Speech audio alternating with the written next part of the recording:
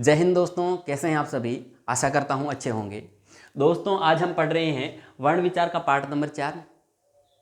इससे पहले हमने पाठ नंबर पहला पढ़ लिया था, दूसरा भी पढ़ लिया है और तीसरा भी पढ़ लिया है।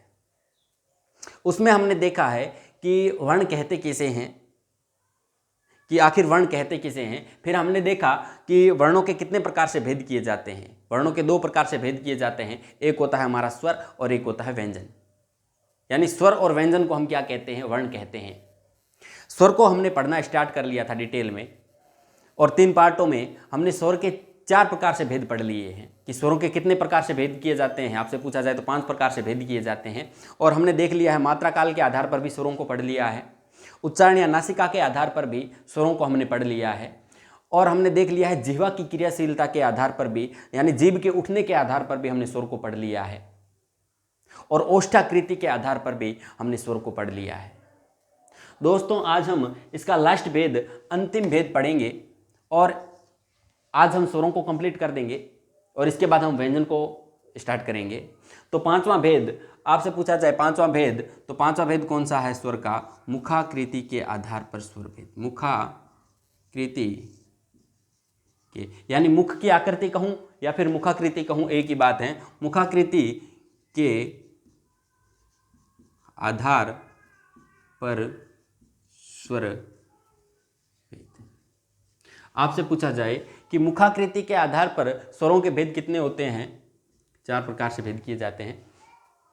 कुछ विद्वान या फिर कुछ टीचर इसे मुखाकृति के आधार पर नहीं कहते हुए तालु के आधार पर भी बता देते हैं।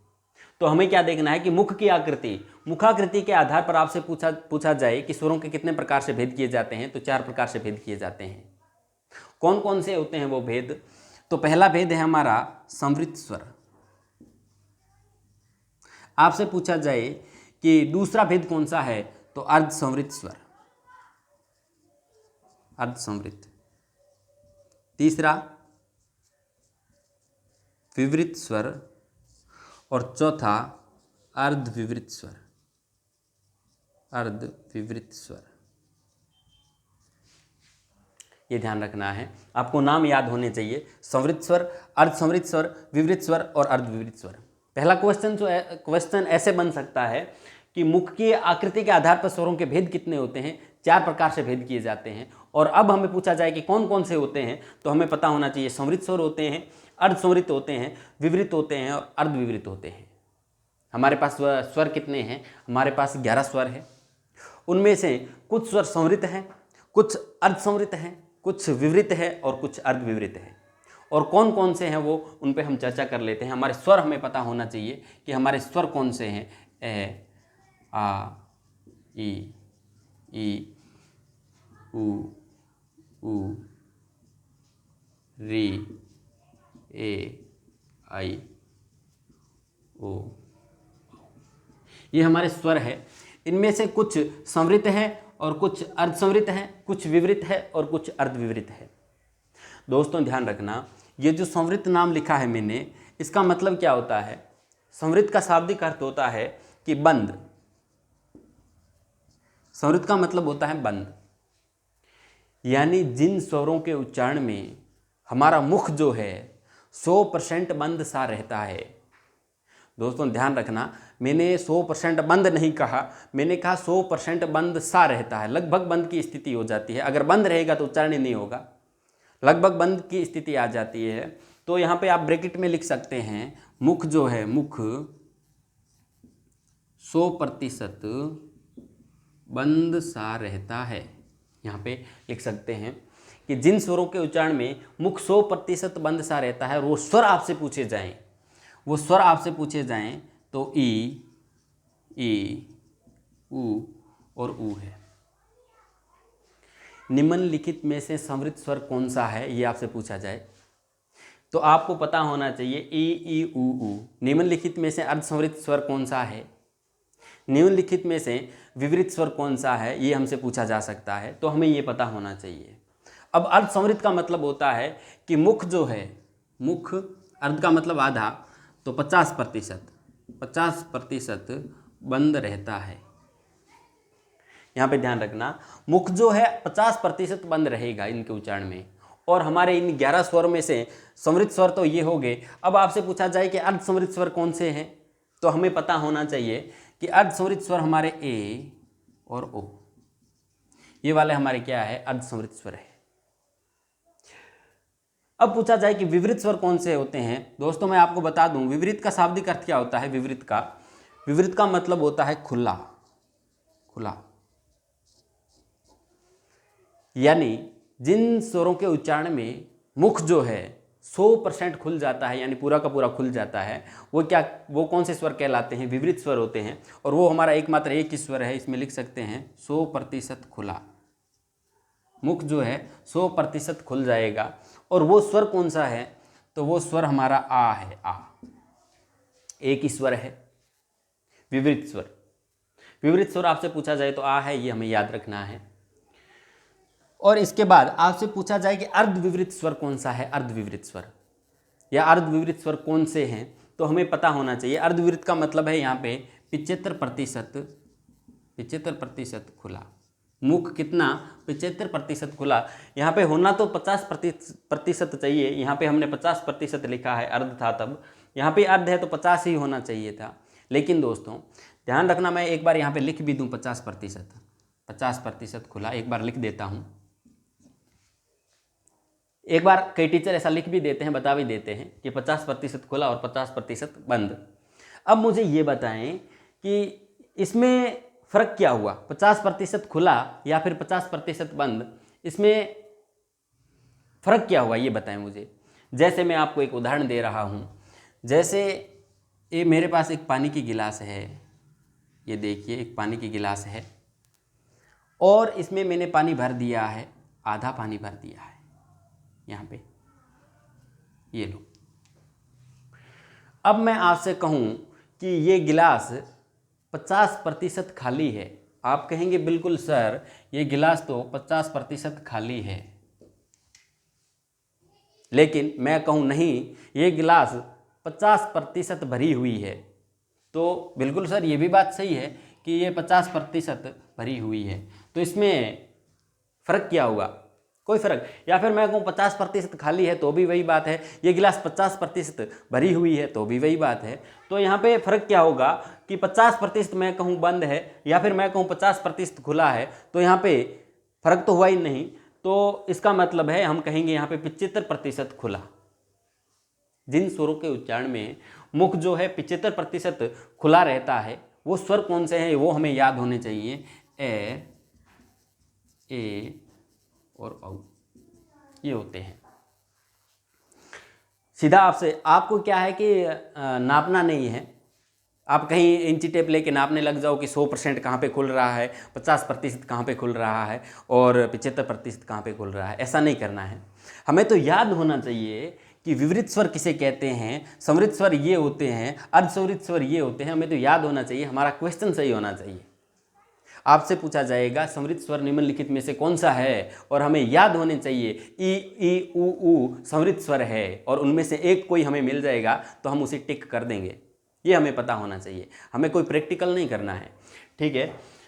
तो ये हमें याद हो गए, आशा करता हूँ आपको यही याद हो गए होंगे। और याद करना भी है तो किस प्रकार से करना है वो आपको सिखाता हूँ मैं। अगर आपको याद करने हो कि सर हम इसे याद किस प्रकार से रखें, तो आपको 2 स्वर याद रखना है सिर्फ। कैसे याद करना है, विवृत का मतलब आपको पता होना चाहिए। एक बात, पहली बात, विवृत का मतलब आपको पता होना चाहिए कि 100% खुला। हमारे पास 11 स्वर है, हाँ सर हमारे पास 11 स्वर है, आपने हमें कई बार बता दिया है कि ए से लेके औ तक हमारे 11 स्वर है। मैं आपसे कहूँ कि ऐसा कौन सा स्वर है जिसके उच्चारण में मुख पूरा का पूरा खुलता है, तो आपको याद रखने की ज़रूरत नहीं है। कैसे ही नहीं है, जैसे कोई बच्चा है बीमार हो गया है, तो बच्चा डॉक्टर के पास जाता है, तो डॉक्टर को ज़रूरत पड़ती है कि उसकी मैं जीभ देखूं।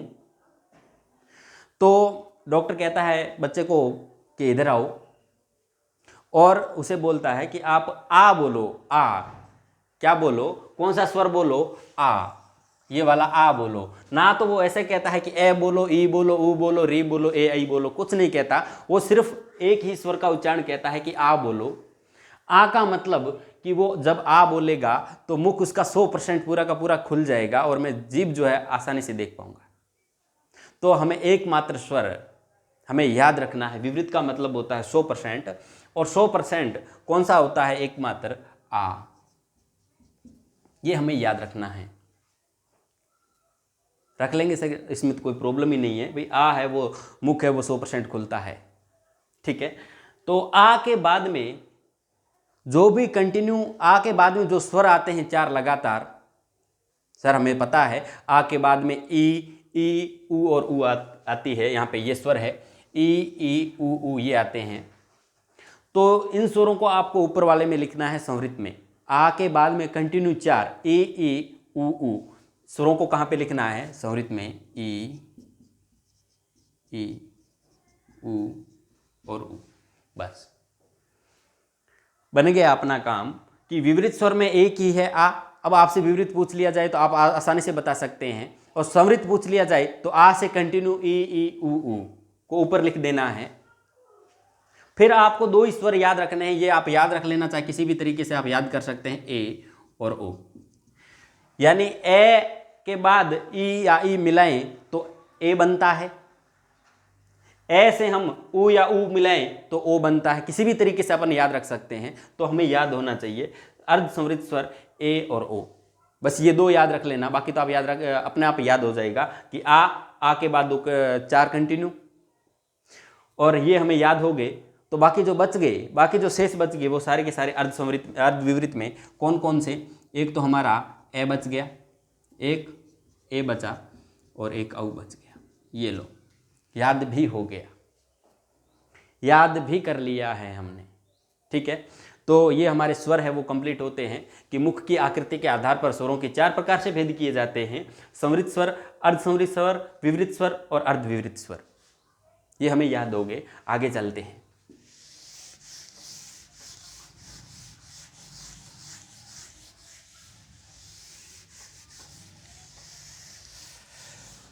दोस्तों आगे वर्ण का 2 नंबर भेद लगाएं, व्यंजन। व्यंजन व्यंजन पढ़ेंगे। स्वर को हमने कंप्लीट कर लिया है। अब व्यंजन, व्यंजन कहते किसे हैं ये पहले हमें पता होना चाहिए। हमने देखा ए से लेके औ तक हमारे स्वर है और कै से लेके है तक हमारे व्यंजन है। तो व्यंजन की परिभाषा यानी व्यंजन कहते किसे हैं? व्यंजन इन वर्णों के उच्चारण में, वर्ण ही है व्यंजन, व्यंजन वर्ण ही है। हमारे वर्ण 2 प्रकार के हैं, एक होता है स्वर और एक होता है व्यंजन। इन वर्णों के उच्चारण में या फिर इन वर्णों का उच्चारण स्वरों की सहायता से किया जाता है। दोस्तों व्यंजनों का उच्चारण स्वतंत्र नहीं होता, इनका उच्चारण करना है। यानी जैसे ये कै है, ये व्यंजन है, कै हलंत लगाया है। अगर मैं कै सीधा लिख दूं तो इसमें स्वर मिला हुआ है, इसका मतलब है ए मिला हुआ है। यहां पे हलंत, ये व्यंजन है। इन वर्णों का उच्चारण स्वर की सहायता से किया जाता है। इनका उच्चारण करने के लिए हमें स्वर की सहायता लेनी पड़ती है। इनका अगर कै का उच्चारण करना है तो हमें स्वर ए मिलाना पड़ेगा, और कै। हमें इसे का बोलना है तो हमें आ मिलाना पड़ेगा, तो हम कहेंगे का। तो इन वर्णों का उच्चारण किनका? व्यंजनों का। इन वर्णों का उच्चारण स्वरों की सहायता से किया जाता है। इनका स्वतंत्र अब उच्चारण नहीं हो सकता। इनका लंबा उच्चारण भी नहीं कर सकते हम। लंबा उच्चारण कैसे? सिर्फ और सिर्फ हम स्वरों का उच्चारण जो है लंबा कर सकते हैं। लंबा उच्चारण लंबी देर तक, यानी काफ़ी देर तक जो है हम स्वरों का उच्चारण कर सकते हैं। लेकिन व्यंजनों का लंबी देर तक हम लंबे समय तक उच्चारण नहीं कर सकते। कैसे? जैसे मुझे ए बोलना है, ए मैं कितनी भी देर तक बोल सकता हूँ ए। आ की ही ध्वनि आ रही है और आ का उच्चारण मैं कर सकता हूँ। मुझे कै बोलना है, कै, तो कै का उच्चारण करूंगा कै। अब देखो ए की ध्वनि आ रही है, पीछे ए की ध्वनि आ रही है, मतलब स्वर मिल गया उसमें। अगर मुझे खे का उच्चारण करना है, ख ख, अब तो ये ख है, इसमें कोई स्वर नहीं मिला हुआ, ख। अगर इसका लंबा उच्चारण करना है हमें, ख, अब इसमें ए मिल गया है, ए, पीछे देखो ए की ध्वनि आ रही है। यानी लंबे उच्चारण में भी हमें ऐसा नहीं लग रहा कि इसने खे बोला है। जैसे खे ए सुनाई दे रहा है। जैसे मुझे खा बोलना है, खा, यानी आ सुनाई दे रहा है हमें। तो इन वर्णों का उच्चारण या फिर ऐसा कह सकते हैं कि इन वर्णों का उच्चारण स्वरों की सहायता से किया जाता है और इनके उच्चारण में यानी व्यंजनों के उच्चारण में मुख से निकलने वाली वायु में, पहले इसको समझ लेते हैं फिर इसको हम परिभाषित यानी परिभाषा भी लिख लेंगे इसकी। इनके उच्चारण में मुख से निकलने वाली वायु में घर्षण होता है। घर्षण होता है, हमने स्वर पढ़ा था तो हमने स्वर में देखा था कि इनके उच्चारण में मुख से निकलने वाली वायु में घर्षण नहीं होता है। मुख विवर से जब वायु निर्बाध रूप से, निर्बाध यानी कहीं पे भी रुके नहीं और उसका उच्चारण हो जाता है ए आ ई, यानी कहीं पे भी मुख के अंग है वो कहीं पे भी स्पर्श नहीं कर रहे, कहीं पे भी टकरा नहीं रहे हैं, वो होते हैं स्वर। लेकिन इनके उच्चारण में कहीं ना कहीं घर्षण होता है। इन वर्णों के उच्चारण में मुख से निकलने वाली वायु में घर्षण होता है तथा आंतरिक व बाह्य बल लगता है। थोड़ा सा बल लगता है इनमें, क ख ग। अब ऐसा तो नहीं है कि बल इतना लगेगा कि पसीना आ जाएगा, ऐसी बात तो नहीं है। बल लगेगा, आसानी से उच्चारण थोड़ा नहीं हो पाएगा। जैसे कोई पीड़ित व्यक्ति है, किसी को चोट लग जाती है तो वो स्वरों का उच्चारण तो कर सकता है, स्वरों का उच्चारण कर देगा यानी पीड़ा में। जैसे किसी की अंगुली पे लग गई है तो वो ई ऐसे कर सकता है, ए ऐसे कर सकता है। लेकिन कभी आपने सुना है कि जैसे ही उसके अंगुली पे लगी और उसने बोला हो कै मैं, ऐसे नहीं बोलता है, ठीक है। खे इस प्रकार से व्यंजनों का उच्चारण नहीं करता। तो इनके उच्चारण में यानी व्यंजनों के उच्चारण में व्यंजन कौन से हमारे कै से लेके है तक जो व्यंजन हैं, इनके उच्चारण में आंतरिक व बाह्य बल लगता है। स्वरों के उच्चारण में कोई बल नहीं लगता। ए आ ई कहीं पे भी मुख टकर भी नहीं रहे हैं, मुख के अंग टकरा भी नहीं रहे हैं, तो आंतरिक व बाह्य बल लगता है। ये प्राधीन वर्ण कहलाते हैं दोस्तों। प्राधीन का मतलब होता है दूसरे पर अधीन। दूसरे किस पे अधीन? स्वरों पे अधीन होते हैं प्राधीन, तभी इनका उच्चारण हो पाता है। पहले इसको समझते हैं फिर इसको परिभाषा में हम लिखेंगे। प्राधीन यानी इनका उच्चारण अगर हमें करना है तो स्वरों की सहायता लेनी पड़ेगी। खे का अगर हमें उच्चारण करना है तो इसमें ए मिलाना ही पड़ेगा। अगर गे का उच्चारण करना है या फिर गा का उच्चारण करना है तो इसमें आ स्वर मिलाना ही पड़ेगा। अगर गे का उच्चारण करना है तो इसमें ए स्वर मिलाना ही पड़ेगा। गा का उच्चारण करना है तो हमें आ स्वर मिलाना ही पड़ेगा दोस्तों। इसलिए इन्हें क्या कहते हैं? प्राधीन वर्ण कहते हैं। आइए पहले इनको लिख लेते हैं, परिभाषा लिख लेते हैं, फिर आगे चलते हैं। व्यंजन कहते किसे हैं ये हमने समझा है, अब इसकी परिभाषा हम लिख लेते हैं। परिभाषा क्या है?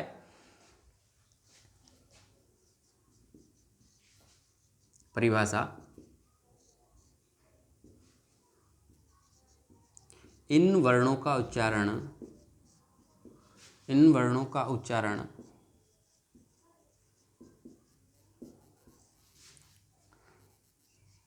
स्वरों की सहायता से किया जाता है।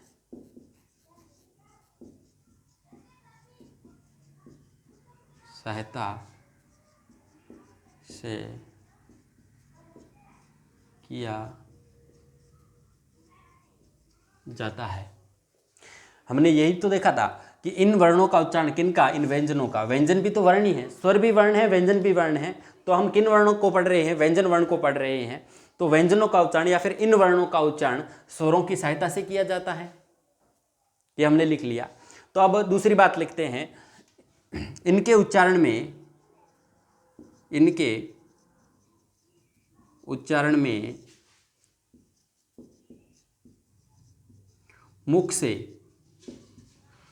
मुख से निकलने वाली वायु में घर्षण होता है।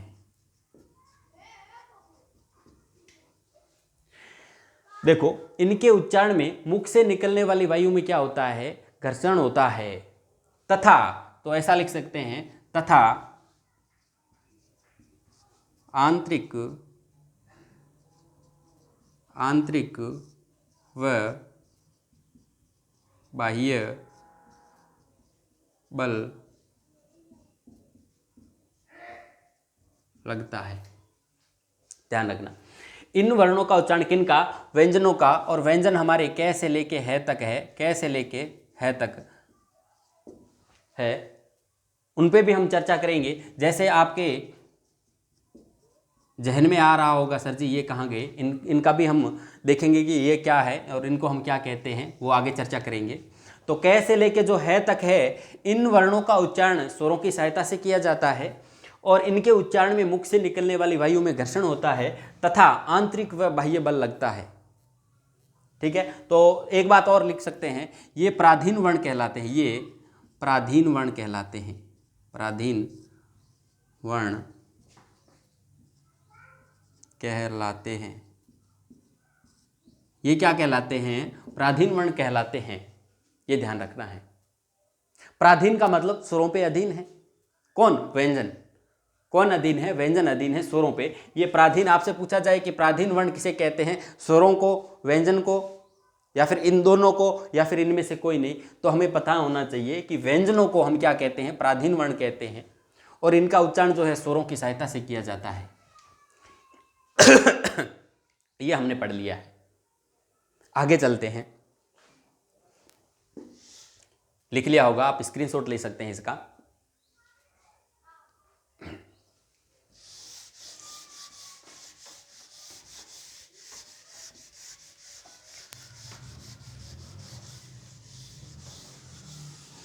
अब देखो, आपसे पूछा जाए कि व्यंजन के कितने भेद होते हैं, तो आप लिखें व्यंजन के 3 भेद होते हैं। व्यंजन या फिर व्यंजनों के 3 भेद होते हैं। 3 मुख्यतः 3 भेद होते हैं।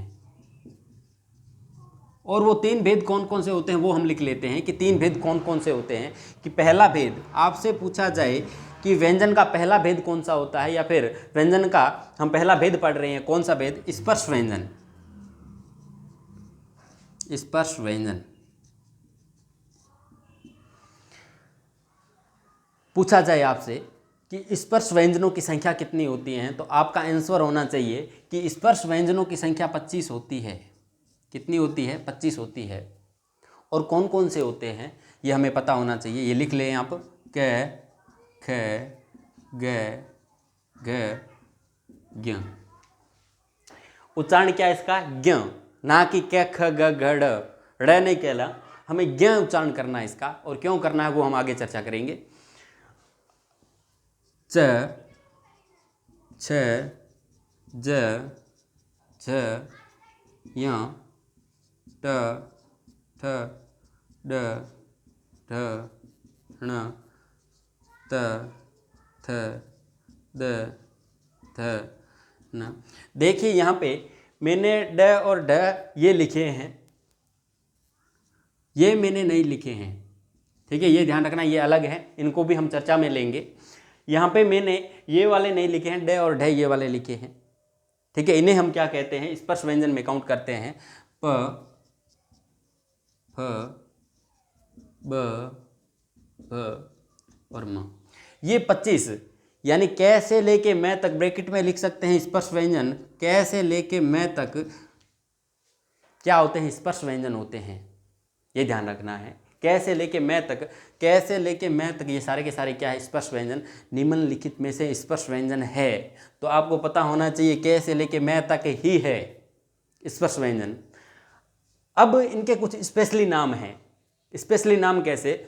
जैसे इनको घर पे कुछ अन्य नाम से पुकारते हैं, अन्य नाम से पुकारते हैं। कैसे? इनको कहते हैं कोमल तालव्य। कोमल तालव्य, इनको स्पेशली नाम लेते हैं। कोमल तालव्य स्पेशली नाम है इनका, कैसे लेके ज्ञ तक, इन 5 का। अब आपसे पूछ ले कि कै व्यंजन, ये आपसे क्वेश्चन पूछ ले कि कै व्यंजन है, कै है, कै वर्ण है, स्पर्श या फिर कोमल तालव्य या फिर अंतस्थ या फिर इनमें से कोई नहीं, तो दोस्तों जो मैं स्पेशली नाम लिखा रहा हूं वो उसको पहले आपको प्राथमिकता देनी है, फिर आपको स्पर्श पे आना है। अगर कोमल तालव्य यानी स्पेशल जिनका नाम लिखा हुआ वो नहीं दिया गया है, तो आपको क्या करना है? फिर जो हम भेद में पढ़ रहे हैं वही नाम लिखना है। यानी स्पेशल जो मैं नाम लिखा हूं उसको प्राथमिकता देनी है। अगर आपको ऑप्शन में वो पहले मिलता है स्पेशल वाला, ये जो स्पेशल वाला आपको पहले मिलता है तो पहले प्राथमिकता उसे देनी है। समझ में आई बात? आगे चलते हैं।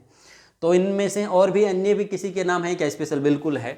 ये जो च से लेके झ तक हैं इनके नाम, यहाँ ध्यान रखना, ये 4 ही है, ये नहीं है। च से लेके झ तक इनके क्या नाम है? इन्हें कहते हैं स्पर्श संघर्षी। स्पर्श संघर्षी, इन्हें स्पर्श संघर्षी कहते हैं। च से लेके झ तक ये नहीं है, ये ध्यान रखना है आपको, स्पर्श संघर्षी। और ऑप्शन में ये आ जाए और स्पर्श नाम भी आ जाएं तो आपको क्या करना है? पहले इसको प्राथमिकता देनी है। अगर ये आपको नहीं मिलता है तो ये सारे के सारे स्पर्श व्यंजन तो है ही, ये आपको ध्यान रखना है। आइए आगे चलते हैं। तो ये स्पेशल नाम हो गए। अगर आपसे पूछा जाए कि दूसरा भेद क्या होता है, दूसरा भेद कौन सा होता है व्यंजनों का, यहाँ तक आप लिख सकते हैं, यहाँ पे आप स्क्रीनशॉट भी ले सकते हैं, लीजिए। ठीक है, आगे चलते हैं।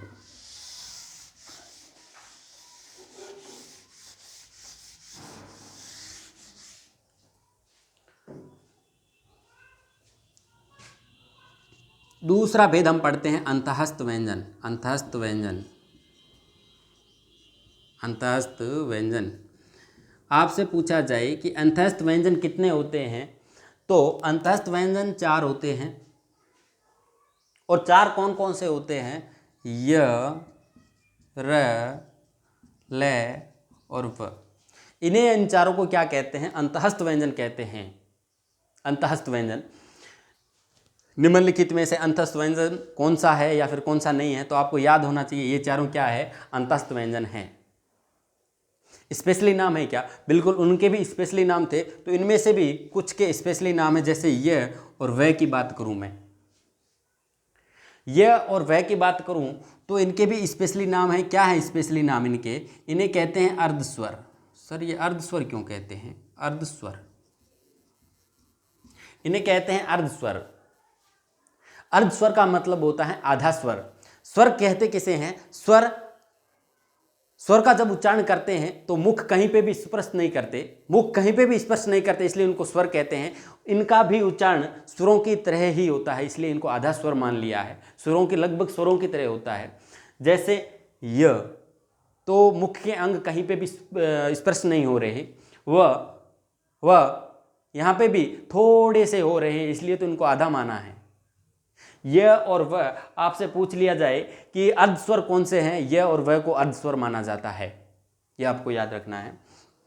और भी नाम है क्या इनके? और भी नाम है, इन्हें संघर्षहीन भी कह देते हैं। संघर्षहीन, संघर्षहीन कि इनमें कोई संघर्ष नहीं हो रहा।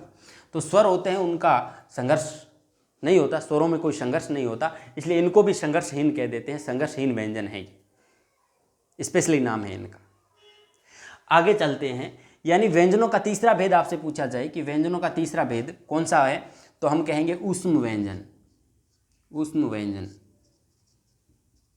और ऊष्म व्यंजनों की संख्या आपसे पूछी जाए तो 4 है। और वो कौन कौन से हैं? स और है। ये क्या है? ऊष्म व्यंजन है। हम इनका उच्चारण कर देते हैं स है, स है। लेकिन फिर फर्क क्या हुआ? इसमें फर्क होता है। जैसे इसका उच्चारण होता है श, और इसका श, और इसका से, और इसका है। ये तालव्य होता है, ये मूर्धन्य होता है, ये दंत्य होता है। ये हम आगे पढ़ेंगे कि यहाँ पे जीवा है वो तालु पे स्पर्श करती है, यहाँ पे मूर्धा पे करती है, यहाँ पे दांत पे, यानी नीचे वाले दांत है वहाँ पे जीवा स्पर्श करती है। इनका उच्चारण हम आगे पढ़ेंगे, उच्चारण स्थान के आधार पर जब हम इनका वर्गीकरण करेंगे, इनको आगे पढ़ेंगे। जैसे स, श, से और है, हम क्या कह देते हैं? से है। तो इनको अलग अलग लिखा है तो इनमें कुछ फर्क तो होगा ना। तो ठीक है, आगे पढ़ेंगे हम इनको। अभी हमें इतना ही ध्यान रखना है कि ऊष्म व्यंजन ये होते हैं हमारे से है तक, ये चारों को क्या कहते हैं? ऊष्म व्यंजन। और इनके स्पेशली नाम भी है क्या? बिल्कुल, इनको स्पेशली नाम भी है इनका। इन्हें संघर्षी कहते हैं। क्या कहते हैं? संघर्षी। इन्हें क्या कहते हैं? संघर्षी कहते हैं। संघर्षी। आपसे पूछा जाए कि व्यंजनों के भेद कितने होते हैं? व्यंजनों के मुख्यतः 3 प्रकार से भेद किए जाते हैं। स्पर्श व्यंजन, कै से लेके मै तक स्पर्श व्यंजन, और कै से लेके कै का वर्ग जो है, ध्यान रखना, हमने कै से लेके कै वर्ग की बात करूं, जैसे कै वर्ग, तो कै से लेके ज्ञ तक ये कै वर्ग है, ज्ञ तक। फिर च वर्ग, च से लेके य तक, फिर तय वर्ग, तय से लेके न तक, ये होते हैं वर्ग। तो कै से लेके ये पूरा का पूरा वर्ग कोमल तालव्य कहलाता है। स्पर्शी तो है ही, कोमल तालव्य स्पेशल नाम है, ये हमने देखा है। और च से लेके झ तक इन चारों को स्पर्श संघर्षी कहते हैं, स्पर्श संघर्षी कहते हैं। यहाँ पे थोड़ा आप कंफ्यूज मत होना, च से लेके झ तक हमने पढ़ लिया है, उनको स्पर्श संघर्षी कहते हैं, इनको संघर्षहीन कहते हैं और इनको संघर्षी कहते हैं, इन चारों को। ये यहाँ पे थोड़ा कंफ्यूज करने वाला है, तो आप थोड़ा ध्यान से पढ़ें। यहाँ पे इनको संघर्षी, इनको संघर्षहीन कहते हैं, और च से लेके झ तक, ञ को नहीं, इन चारों को जो हमने पढ़ लिया है उन्हें क्या कहते हैं, स्पर्श संघर्षी कहते हैं। तो इनके मुख्य भेद थे वो हमने पढ़ लिए हैं व्यंजन के। फिर हम देखेंगे इसका वर्गीकरण भी देखेंगे कि इनका वर्गीकरण किस प्रकार से किया जाता है। पहले मैं समय देख लेता हूं कि टाइम जो है कितना हुआ है।